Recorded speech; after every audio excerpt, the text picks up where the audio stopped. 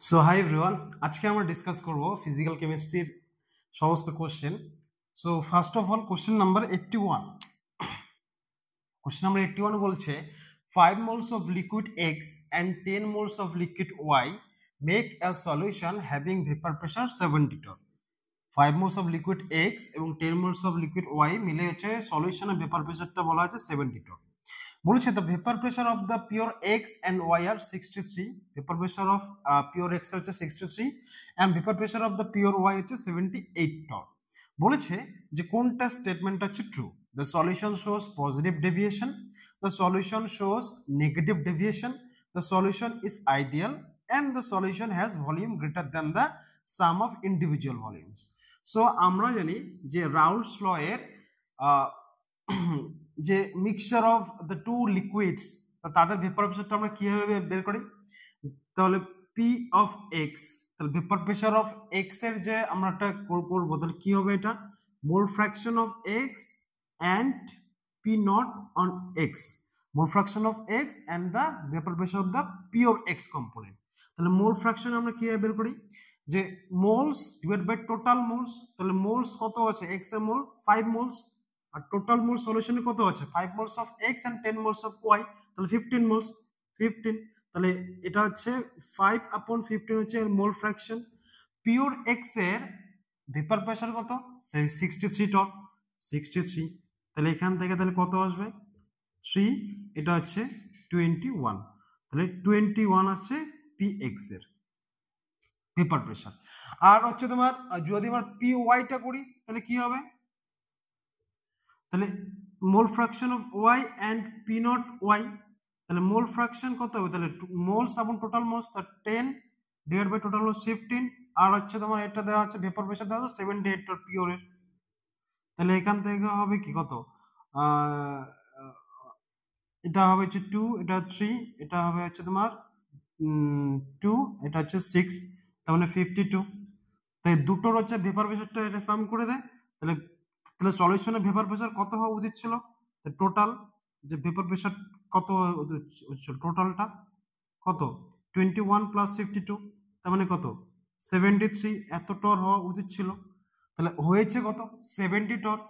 তাহলে দুটো লিকুইডকে যদি মিশানো হলো হওয়ার কথা ছিল 60 টর, না হয়ে আছে হচ্ছে 70 টর হয়েছে সলিউশনটার ভেপার প্রেসারটা, তাহলে বাড়লো না কমছে, কমেছে। যদি কমে থাকে তাহলে সেই ধরনের সলিউশন গুলোকে বলা হচ্ছে তোমার নেগেটিভ ডেভিয়েশন শো করা হবে। তাহলে option number 2 is the correct answer.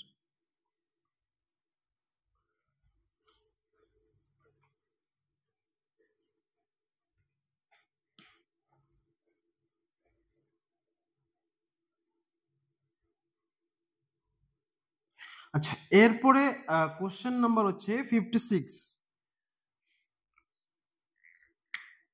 Question number 56 বলেছে, কোশ্চেন নাম্বার 56 বলেছে এখানে যে the half life for a first order reaction is 1 minute। half life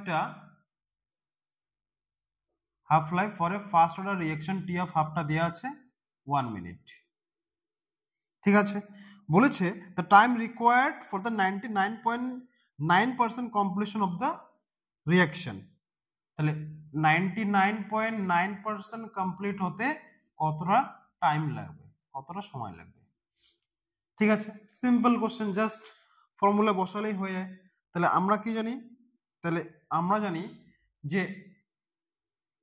T of হাফটা কি জানি, formula T of half is equal two 0.693 আপন কে, তাহলে এখান থেকে কে ভ্যালুটা বের করে নিতে পারবো, 0.693 আপন টি অফ হাফ কত 1, তাহলে কত আসবে 0.693 এত মিনিট ইনভার্স, ঠিক আছে। এখন যদি আমরা এখান থেকে আমরা জানি যে টি ইজ ইকুয়াল টু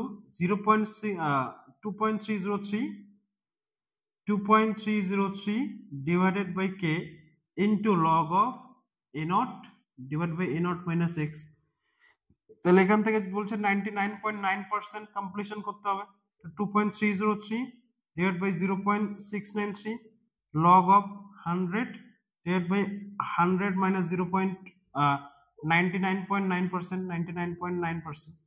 এখন যদি এখানে টাইমটা বের করতে যাই, 2.303 divide by 0.693 log of 100 divided by 0.1, তাহলে 0.1টাকে এখানে তুলে দিলাম, 10 করলাম, তাহলে এখান থেকে কত আসে 2.303 ডিভাইড বাই 0.693 লগ অফ 1000, তাহলে 1000টাকে লেখা যায় এইভাবে, তাহলে 2.303 divide by 0.693 log of 10 to the power 3, অর্থাৎ 1000টাকে লেখা যায়। তাহলে লগের নেমে আমরা জানি যে 3টাকে কি হবে সামনে চলে আসে, তাহলে 2.303 divide by 0.693 into 3 into log 10। Log 10 এর ভ্যালু আমরা জানি, লগ 10 এর ভ্যালু কত হয়, লগ 10 এর ভ্যালু কত হয় 1 হয়। তো লগ 10 এর ভ্যালু যদি 1 হয় তাহলে এটাকে আসলে ফাইনালি অ্যান্সার আসবে 10 মিনিট। ঠিক আছে, তাহলে option number 4 is the correct answer. তাহলে অপশন 4 একদমই সোজা কোশ্চেন ছিল, এটা ইজি কোশ্চেন।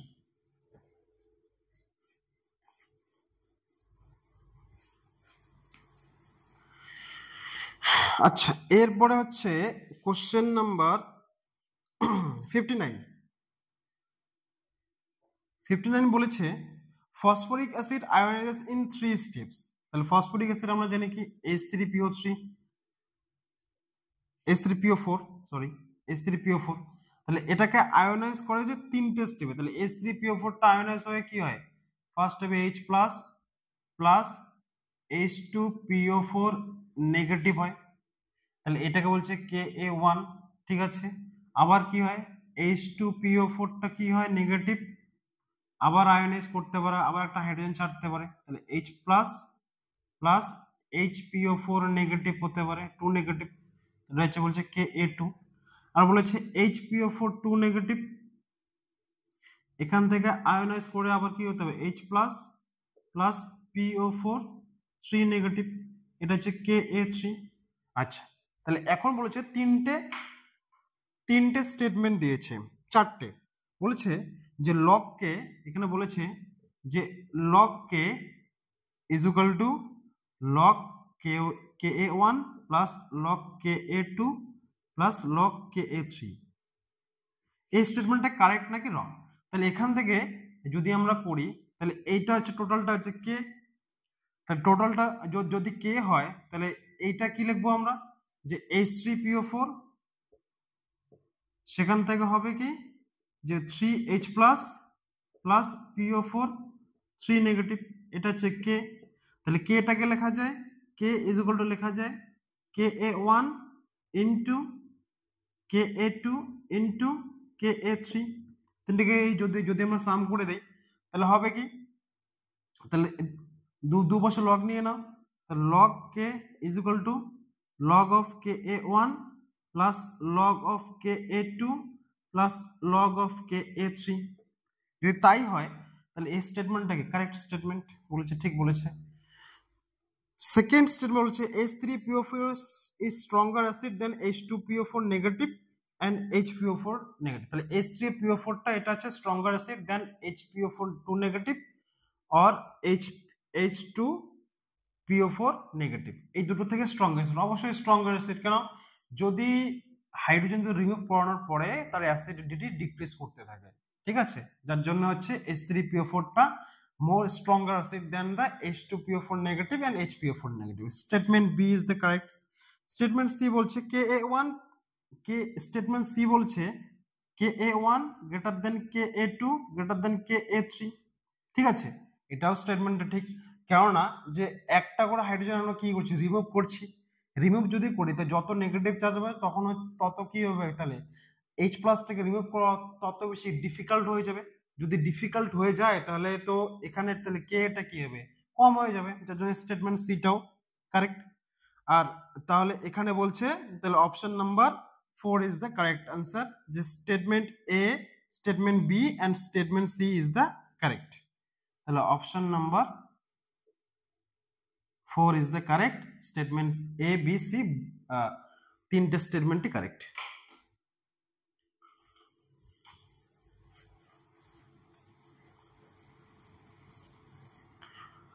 আচ্ছা, এরপরে হচ্ছে কোশ্চেন নাম্বার 61। 61 বলেছে, কোশ্চেন নাম্বার 61 বলেছে যে if the molar conductivity দেয়া আছে, ল্যামডা এম মোলার কন্ডাক্টিভিটি দেয়া আছে 0.050 মোল পার লিটার, এই সলিউশনের মোলার কন্ডাক্টিভিটিটা দেয়া আছে 90 Simon centimetre square mole inverse. ঠিক আছে, এটা কনসেন্ট্রেশনটা সলিউশনের। এন্ড বলেছে যে ডিগ্রি অফ ডিসোসিয়েশনটা কত হবে। তাহলে ডিগ্রি অফ ডিসোসিয়েশন আমরা জানি, তো degree of dissociation alpha is equal to কি জানি, alpha is equal to lambda M upon lambda M naught. তাহলে molar conductivity and lambda M naught হচ্ছে molar conductivity at infinite direction. তাহলে lambda এমটা দেওয়া আছে 90, ল্যামডা এম নট ভ্যালুটা বের করার জন্য এখানে ভ্যালু দেওয়া আছে যে lambda not plus is equal two দেওয়া আছে 349.6 আর ল্যামডা নট মাইনাস দেওয়া আছে 50.4। তাহলে এটার সামেশনটাই হবে কি হবে, তাহলে ল্যামডা এম নট হবে, তাহলে কত হবে, তাহলে 349.6 প্লাস 50.4 তাহলে কত আসে 400। তাহলে এখান থেকে 400 যদি করি তাহলে কাটাকুটি করলে হবে কি যে এটার ভ্যালু আসবে অ্যাপ্রক্সিমেটলি 0.225। তো option number 3 is the correct answer. ঠিক আছে, ইজি কোশ্চেন ছিল, জাস্ট ফর্মুলাতে বসালেই হয়ে যায়। আচ্ছা, এরপরে কোশ্চেন হচ্ছে কোশ্চেন নাম্বার 65। ঠিক আছে, কোশ্চেন নাম্বার 65 বলেছে দেখ একটা রিঅ্যাকশন দেওয়া আছে, কার্বন 2H2 গ্যাস, এখান থেকে দিয়েছে CH4 গ্যাস। তাহলে এখানে দেওয়া আছে delta H is equal two minus 74.8 এত কিলোজুল পার মোল। তা ডেল্টা H নেগেটিভ আমরা জানি কি, ডেল্টা H নেগেটিভ মানে কি এক্সোথার্মিক রিঅ্যাকশন। তো এখানে বলে চারটা গ্রাফ দেওয়া আছে। এক নম্বর গ্রাফ দেওয়া আছে এরকম, রিঅ্যাক্ট্যান্ট এটা এনার্জি, এদিকে হচ্ছে রিঅ্যাকশন প্রোগ্রেস, তো এদিকে আছে এরকম দেওয়া আছে এটা রিঅ্যাক্ট্যান্ট এটা প্রোডাক্ট, আর এখান থেকে দেওয়া আছে এইটা 74.8। অপশন নাম্বার 2 দেওয়া আছে এরকম রিঅ্যাক্ট্যান্ট, এখানে প্রোডাক্ট দেওয়া আছে এরকম প্রোডাক্ট, এখানে রিঅ্যাক্ট্যান্ট, এইখানে দেওয়া আছে 74.8। অপশন নাম্বার 3 দেওয়া আছে রিঅ্যাক্ট্যান্ট, এইখানে প্রোডাক্ট, এখানে রিঅ্যাক্ট্যান্ট প্রোডাক্ট, এইখানে দেওয়া আছে 74.8, এদিকে সব এনার্জি এগুলো, এখানে রিঅ্যাকশন প্রোগ্রেস। আর অপশন নাম্বার 4 দেওয়া আছে যে এই ধরনের একটা গ্রাফিক্যাল রিপ্রেজেন্টেশন দেওয়া আছে, এখানে প্রোডাক্ট এখানে রিঅ্যাক্ট্যান্ট, আর এইটা দেওয়া আছে 74.8। আচ্ছা, আমরা জানি delta H heat of enthalpy, তাহলে এটা কি জানি H enthalpy of product minus enthalpy of reactant. তাহলে রিঅ্যাক্ট্যান্টের যদি ডেল্টা Hটাকে নেগেটিভ হতে হয় তাহলে রিঅ্যাক্ট্যান্টের এনথালপিটা বেশি হতে হবে দেন দ্য প্রোডাক্টের থেকে। তাহলে কোথায় বেশি, তাই এনার্জিটা কোথায় বেশি, তাহলে এনার্জিটা অপশন নাম্বার 1 আর অপশন নাম্বার 3 তে বেশি আছে, প্রোডাক্টেরটা কম আছে। আমাদের প্রোডাক্টেরটা কমই দরকার, রিঅ্যাক্ট্যান্টটা বেশি দরকার, তাহলে রিঅ্যাক্ট্যান্টটা 1 আর 3 এর মধ্যে আছে, তাহলে এখানে 2 আর 4 অপশন নাম্বারটা কেটে গেল। অপশন নাম্বার 1 আর 2 এর মধ্যে তাহলে কোনটা কারেক্ট आंसर, তাহলে আমরা জানি যে এই যে জায়গাটা যে প্রোডাক্ট থেকে যে রিঅ্যাক্ট্যান্টের দিকে যাবে, তাহলে এই যে এনার্জি যে ডিফারেন্সটা এটাই জানি আমরা ডেল্টা H। ডেল্টা H যদি হয় তাহলে এটা হচ্ছে কি রং, তাহলে এই জন্য হচ্ছে অপশন নাম্বার 3 টা রং, অপশন নাম্বার 1 টা হচ্ছে কারেক্ট आंसर।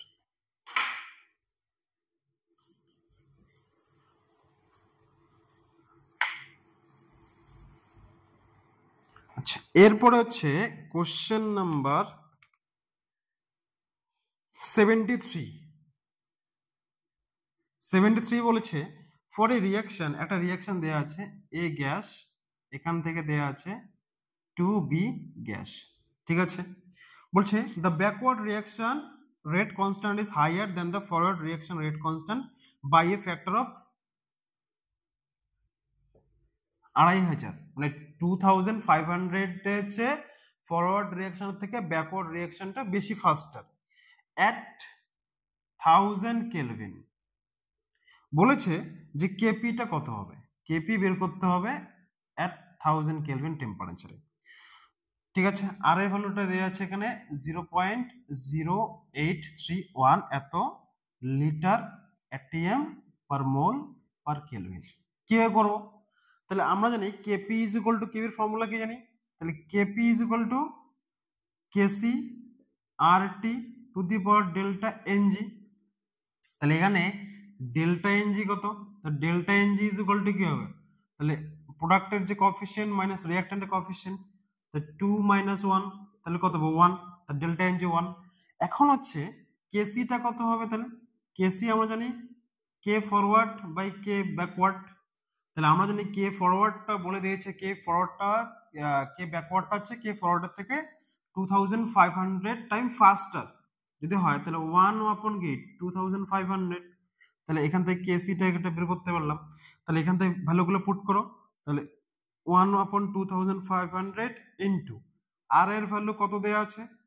আর এর ভ্যালু দেওয়া আছে হচ্ছে 0.0831 ইন্টু টেম্পারেচার 1000 কেলভিনে বের করতে হবে two the power 1 delta N যেটা 1। তাহলে এই সমস্ত ক্যালকুলেট যদি আমরা করি তাহলে ভ্যালু আসবে 0.033।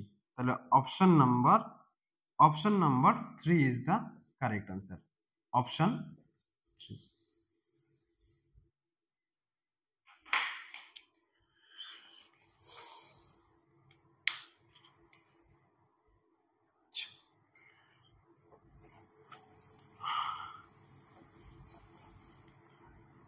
আচ্ছা, এরপরে হচ্ছে কোশ্চেন নাম্বার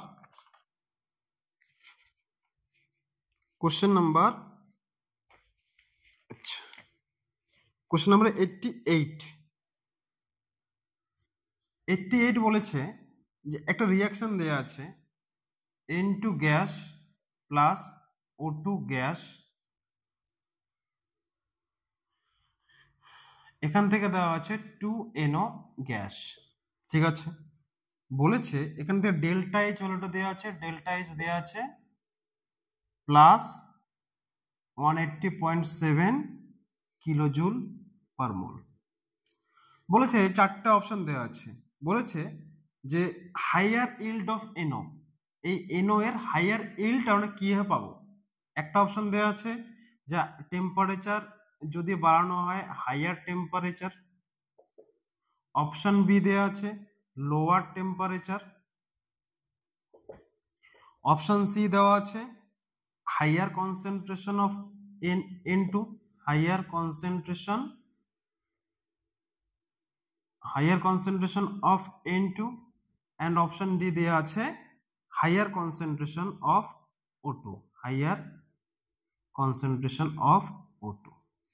এই চারটা অপশন দেওয়া আছে, বলছে কোনগুলো কারেক্ট, যে কোথায় আমরা কোন কন্ডিশনে এনও এর কনসেন্ট বা এনও এর ইল্ডটা আমরা বেশি পাবো।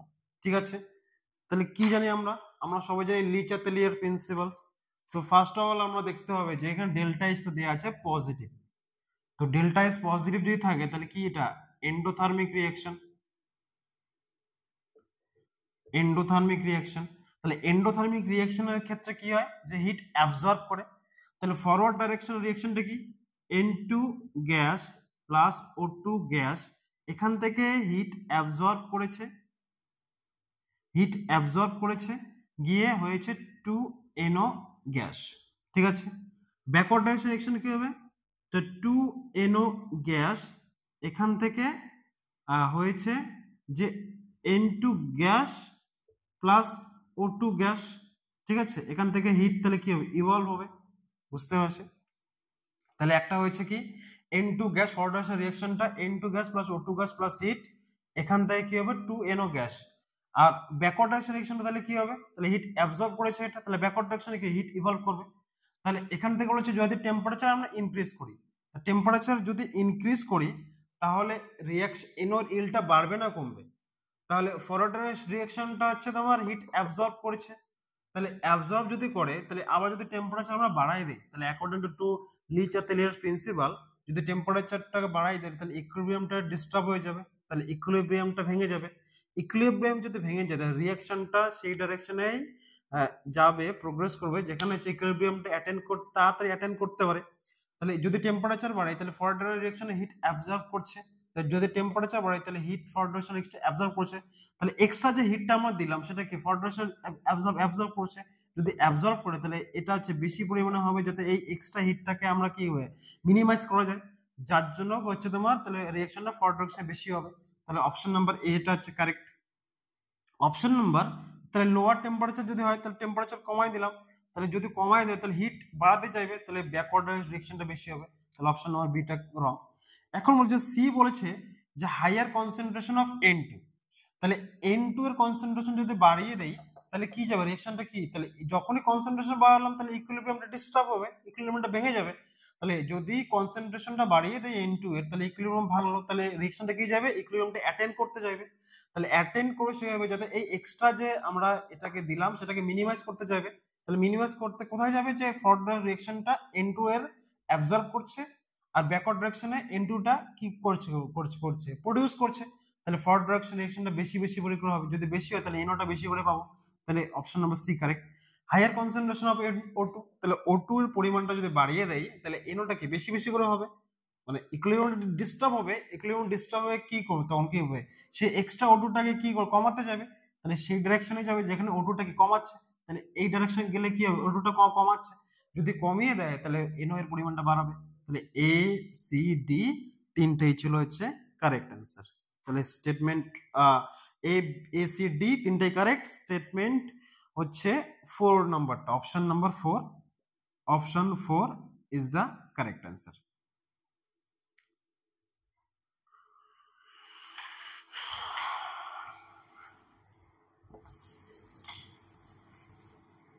আচ্ছা, কোশ্চেন নাম্বার, এরপরে হচ্ছে কোশ্চেন নাম্বার 89।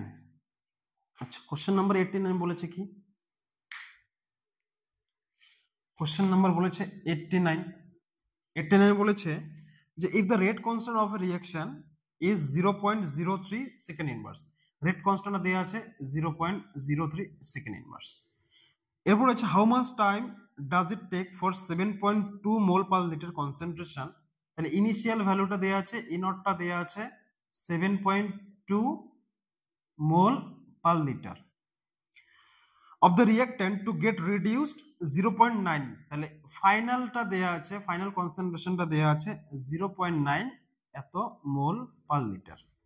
ঠিক আছে, তাহলে উই নো, তাহলে আমরা কি জানি যে ফার্স্ট অর্ডার রিঅ্যাকশনের ক্ষেত্রে ফর্মুলাটা কি, ফার্স্ট অর্ডার রিঅ্যাকশনটা যদি আমরা দেখি তাহলে ফর্মুলাটা কি, ফর্মুলা হচ্ছে তাহলে K T is equal to 2.303 divided by k log of a naught upon a, তাহলে এখান থেকে কি হবে, তো 2.303 k এর ভ্যালুটা দেয়া আছে 0.03 log of a naught কত দেয়া আছে 7.2 divided by 0.9, তাহলে এটা যদি তুলতে 10, এটা হয়ে যাবে 10, তাহলে 10 কেটে গেল, তাহলে এটা কত আসবে, তাহলে 8 যদি আসে 2.303 divided by 0.03 log of 8 টাকে লেখা যায় 2 to the power 3, 3 টা সামনে নিয়ে আয়, তাহলে 2.303 divided by 0.03 3 into log 2 এর ভ্যালু কত জানি 0.301, তাহলে এগুলো যদি জানি আমরা তাহলে অ্যান্সার আসবে, ক্যালকুলেট করলে আসবে 69.3 এত সেকেন্ড আসবে answer. Option number 1 is the correct. আচ্ছা, এরপরে হচ্ছে লাস্ট কোশ্চেন, আমাদের নিটের লাস্ট কোশ্চেন, সেটা হচ্ছে কোশ্চেন নাম্বার 85। আচ্ছা, কোশ্চেন নাম্বার 85 বলেছে the standard heat of formation in kilocalorie per mole of barium 2+, barium +2 এর স্ট্যান্ডার্ড হিট অফ ফরমেশনটা বের করতে বলেছে। বলেছে standard heat of formation of sulphate আয়নের দেয়া আছে সালফেট আয়নের অ্যাকোয়াসের দেয়া আছে স্ট্যান্ডার্ড হিট অফ ফরমেশন দেয়া আছে, দ্যাট ইজ ডেল্টা এইচ এফটা দেয়া আছে -216 কিলো ক্যালোরি পার মোল। বলেছে standard heat of crystallisation of barium sulphate, barium সালফেটের স্ট্যান্ডার্ড হিট অফ ক্রিস্টালাইজেশন এটা দেয়া আছে -4.5 কিলো ক্যালোরি পার মোল। আর বলেছে the standard heat of formation of barium sulphate, standard heat of formation of barium sulphate দেয়া আছে -349 kilo calorie per মোল। তো বলেছে যে standard heat of formation of barium 2+ আয়নের স্ট্যান্ডার্ড হিট অফ ফরমেশনটা কত আসবে। তাহলে ক্রিস্টালাইজেশন আমরা জানি কি, ক্রিস্টালাইজেশন হচ্ছে কোনো একটা সলিউশনের বা লিকুইডের থেকে যদি সলিডের কনভার্ট হওয়ার ফলে যে পরিমাণ হিট ইভলভ করে বা যে পরিমাণ হিট রিলিজ করে সেটাকে বলা হচ্ছে হিট অফ ক্রিস্টালাইজেশন। তাহলে heat of crystallisation of barium সালফেটটা আমরা কি লিখতে পারি, তাহলে heat of crystallisation of barium sulphate হচ্ছে বেরিয়াম সলিড, বা এইদিকে লিখি, আচ্ছা এখানেই লিখি, barium solid plus sulphur solid plus 2O2 gas, এখান থেকে হবে হচ্ছে বেরিয়াম সালফেট সলিড, এটা হচ্ছে ডেল্টা এইচ ফরমেশন দেয়া আছে -349 কিলো ক্যালোরি পার মোল। আচ্ছা এরপরে হচ্ছে তারপরে আমরা কি জানি, বেরিয়াম +2 প্লাস সালফেট আয়নের এখান থেকে হয় কি বেরিয়াম সালফেট হয় সলিড, এটা হচ্ছে heat of crystallization delta S C, crystallization কত দেয়া আছে -4.5 কিলো ক্যালোরি পার মোল। তাহলে যদি বেরিয়াম 2+2 যদি ফরমেশন করাতে যায় তাহলে এই রিঅ্যাকশনটাকে রিভার্স করাতে হবে, যদি রিভার্স করাই তাহলে এই যে ডেল্টা এইচ এর যে ভ্যালুটা সেটা কি হবে, ভ্যালু সেম থাকবে কিন্তু কি হবে ম্যাগনিটিউডটা চেঞ্জ হয়ে যাবে। তাহলে এখান থেকে কি লেখা যায় বেরিয়াম সালফেট সলিড, এখান থেকে বেরিয়াম +2 প্লাস SO4 2- অ্যাকোয়াস, এগুলো সব সলগুলো, তাহলে সেখান থেকে কি ডেল্টা এইচ সি তাহলে কি হবে +4.5 কিলো ক্যালোরি পার মোল। তাহলে এটা হচ্ছে ইকুয়েশন নাম্বার 1, এটা হচ্ছে ইকুয়েশন নাম্বার 2, তা দুটোকেই যদি আমরা অ্যাড করে দেই তাহলে দুটোকেই যদি আমরা অ্যাড করে দেই এখান থেকে লিখে দেই, তাহলে দুটোকেই যদি আমরা অ্যাড করে দেই তাহলে equation number 1 plus equation number 2 তাহলে কি হবে, তাহলে barium solid plus sulphur solid plus 2O2 gas, এখান থেকে হয় বেরিয়াম সালফেট সলিড।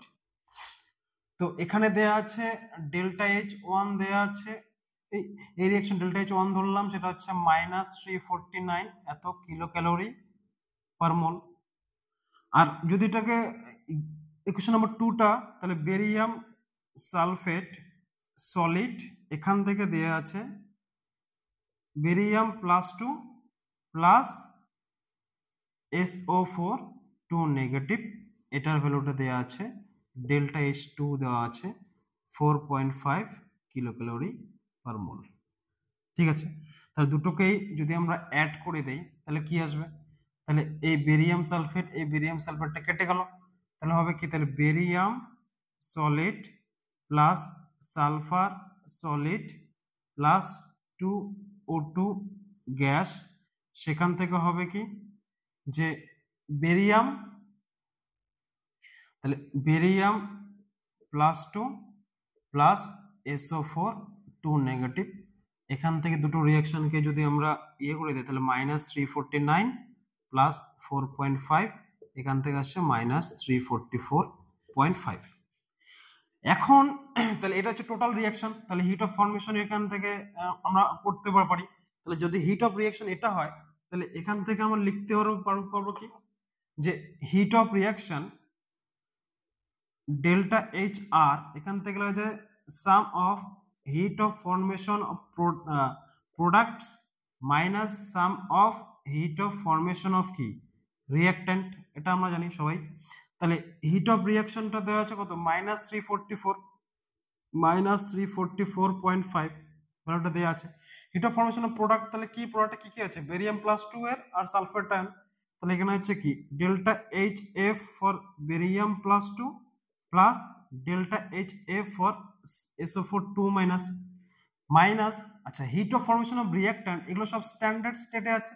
আমরা জানি স্ট্যান্ডার্ড স্টেটে যে কোনো হচ্ছে থাকবে সেটা হচ্ছে তোমার হিট অফ ফরমেশনটা অলওয়েজ 0 দেওয়া হয়। যদি 0 হয় তাহলে এটা 0 হয়ে গেল।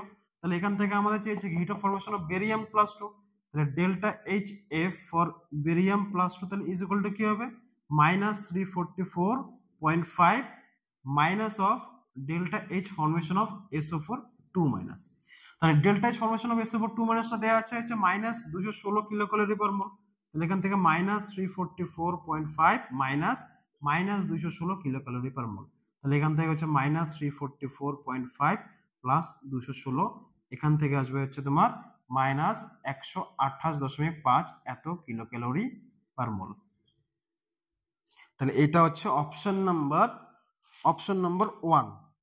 Option 1 is the correct answer. So আমাদের সমস্ত কোশ্চেন্স নিটে ডিসকাস করা শেষ।